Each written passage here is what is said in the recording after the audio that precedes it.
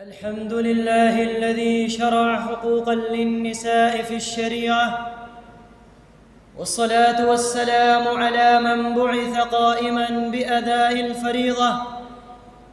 وقال عليه أما بعد، فأعوذ بالله من الشيطان الرجيم. بسم الله الرحمن الرحيم.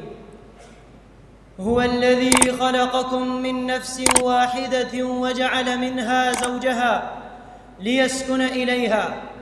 وقال عليه الصلاة والسلام: خيركم خيركم لأهله وأنا خيركم لأهلي، أو كما قال عليه السلام. أولاً أحييكم بتحية الإسلام الخالدة، وهي السلام عليكم ورحمة الله وبركاته. أريد أن أتكلم أمام حضراتكم حول الموضوع حقوق المرأة في الإسلام. إن للمرأة مكانة عظيمة في المجتمعات، وبناؤها بناء سليما على النهج الإسلامي القويم، وذلك عندما تتبع في نهجها وتربيتها كتاب الله وسنة رسوله صلى الله عليه وسلم. فمن تمسك بكتاب الله وسنة رسوله كان محمياً من الوقوع في كل ضلال، ولا يقع في الضلال من الأمم إلا من كان معرضاً عن نهج الله تعالى وما بعث به أنبياؤه ورسله.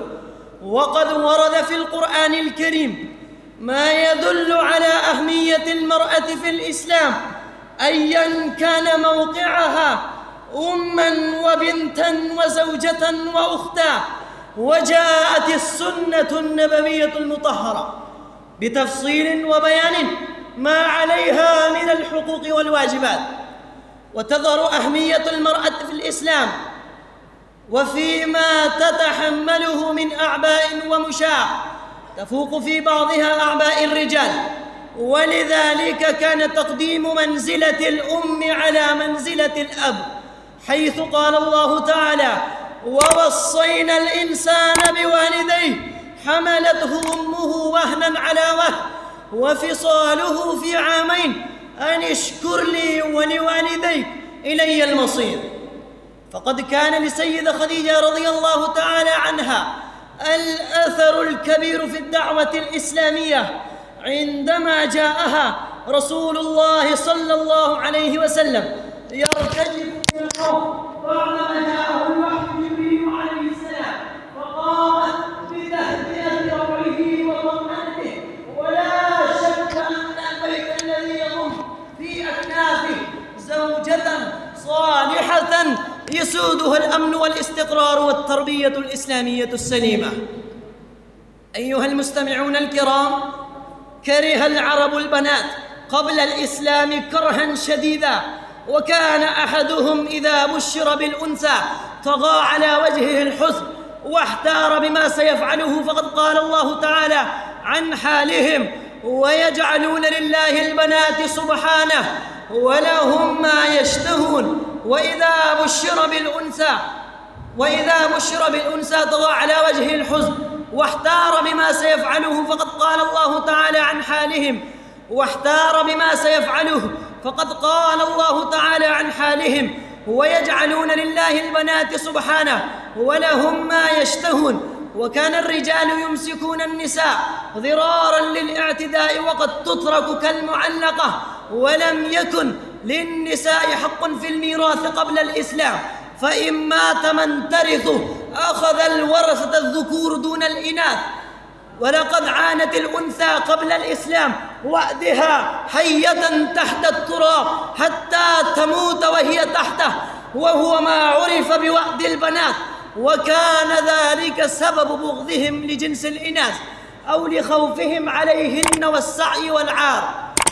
وقيل إن أولاً من وأد ابنته هو قيس بن عامر التميمي. هناك فريق من العرب كان يقتل أولادا مطلقاً، كانوا إناثاً أو ذكوراً، لأنهم فقراء أو خشية الوقوع في الفقر. أيها الضيوف الكرام، منح الإسلام مرأة الحقوق ليضمن لها سعادة الدارين ولتكون قوية بنفسها في صغرها وكبرها، وفيما يأتي بيان بعضها بشكل مفصل. أشبع الإسلام غريزة المرأة الجنسية، فمتى أرادت الزواج فلا يحق لأي أحد أن يمنعها من ذلك، وكان واجباً على الزوج أن يعاشرها كما تعاشر باقي النساء من قبل أزواجهن. ولو تبين بعد الزواج أن الزوج غير قادر على معاشرتها كان لها الحق في طلب فسخ الزواج، حيث قال الله تعالى: للذين يؤلون من نسائهم تربص 4 أشهر فإن فاءوا فإن الله غفور رحيم وإن عزموا الطلاق فإن الله سميع عليم. أقول قولي هذا، أستغفر الله لي ولكم ولسائر المسلمين فاستغفروه إنه هو الغفور الرحيم.